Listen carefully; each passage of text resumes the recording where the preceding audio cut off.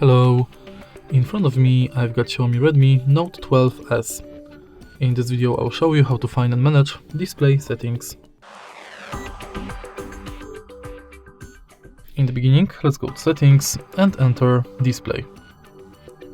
Right here we've got all settings for our display. Let's start with the top of the list, where we can change display mode between light and dark. We can also schedule the dark mode. And in more dark mode options, we can adjust wallpaper to dark mode, adjust text and backgrounds automatically, and enable dark mode for certain apps. Now we can change brightness level manually or automatically. Also we can enable or disable sunlight mode. Then we can enable reading mode, schedule it, and change its mode between classic and paper. Then we can change refresh rate between 60Hz and 90Hz.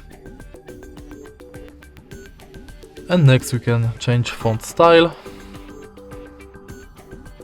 text size, manage when devices in VR, and enable or disable auto rotate screen. If you want to change screen timeout, go to always on display, sleep, and select between 15 seconds and 10 minutes. And that's it for display settings.